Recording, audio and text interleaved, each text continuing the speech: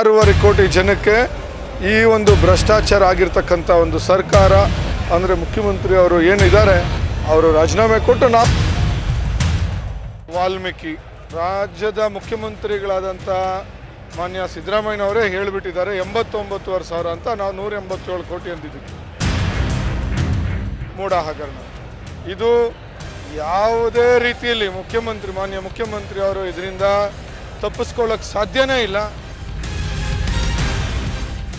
ಅವರು ಪ್ರೂವ್ ಆಗಿದೆ. ಅಸೆಂಬ್ಲಿನಲ್ಲಿ ನಮ್ಮ ಶಾಸಕರುಗಳಿಗೆ ಚರ್ಚೆ ಮಾಡೋಕ್ಕೆ ಅವಕಾಶ ಕೊಡಿ ಅಂತ ಕೇಳಿದಾಗ ಅಲ್ಲಿ ಕೊಡದೇ ಇದ್ದ ಕಾರಣಕ್ಕೆ ನಾವು ಪಾದಯಾತ್ರೆ ಮೂಲಕವಾಗಿ ತಿಳಿಸ್ತಾ ಇದ್ದೀರಿ, ಮಾನ್ಯ ಮುಖ್ಯಮಂತ್ರಿ ಅವರು ರಾಜೀನಾಮೆ ಅಂತ ಕೊಡಲೇಬೇಕಾಗತ್ತೆ.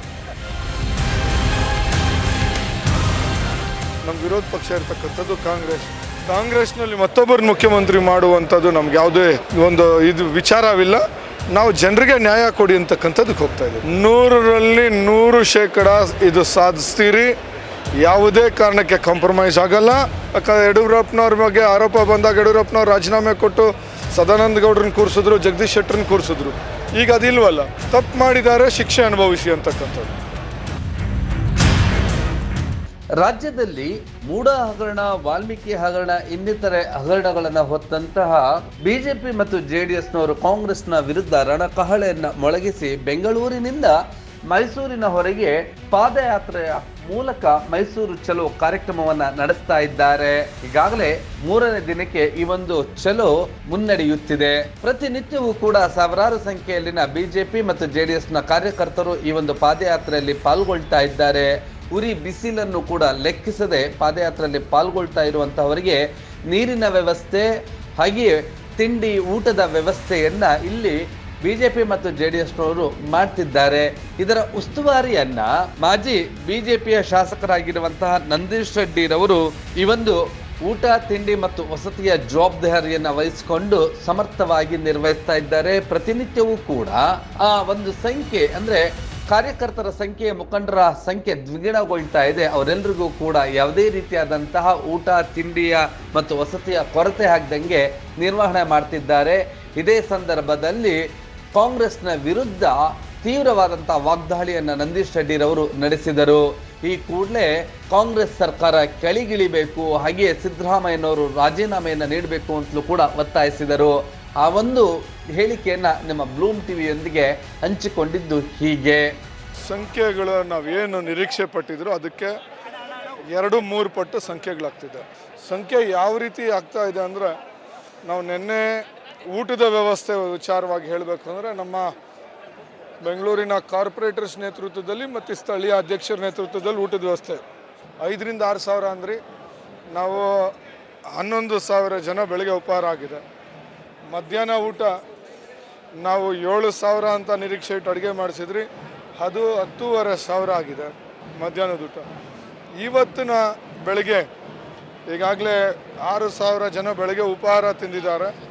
ಮತ್ತು ಮಧ್ಯಾಹ್ನ ಈಗ ನಾವು ಏನು 8,000 ಜನಕ್ಕೆ ಅಡುಗೆ ಮಾಡಿಸಿದ್ರಿ, ಈಗಾಗಲೇ 12,000 ಜನ ಊಟ ಮಾಡಿದ್ದಾರೆ.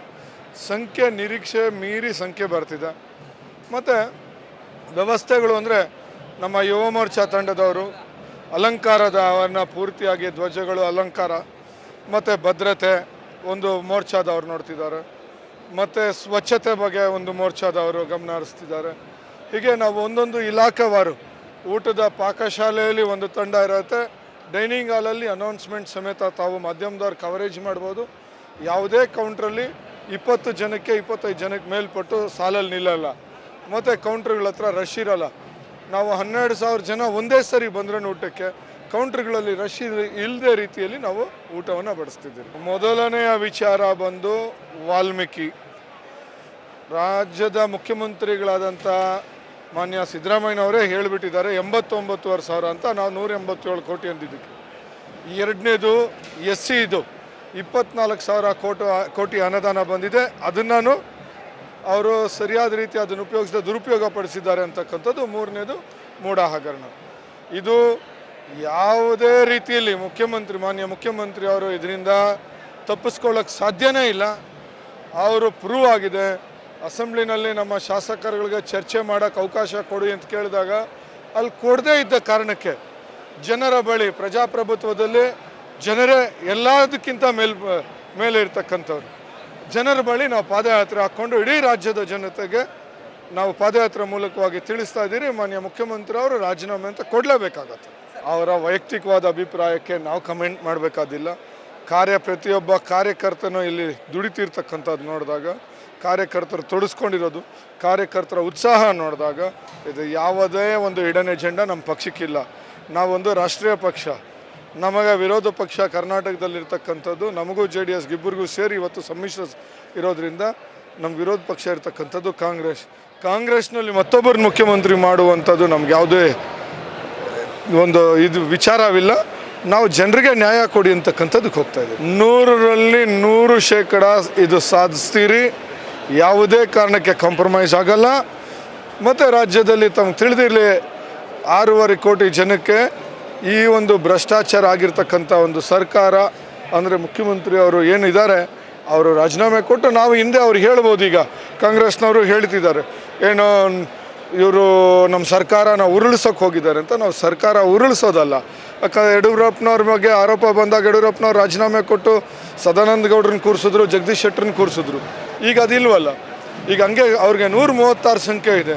ಅವ್ರು ತಪ್ಪಿತಸ್ಥರನ್ನ ತೆಗೆದು ಪಕ್ಕದಲ್ಲಿ ಇನ್ಯಾರಾದರೂ ಕೂತ್ಕೋಬೋದು. ನಮ್ಮ ಪ್ರಶ್ನೆ ಅಷ್ಟೇ ಆಗಿದೆ, ತಪ್ಪು ಮಾಡಿದ್ದಾರೆ, ಶಿಕ್ಷೆ ಅನುಭವಿಸಿ ಅಂತಕ್ಕಂಥದ್ದು.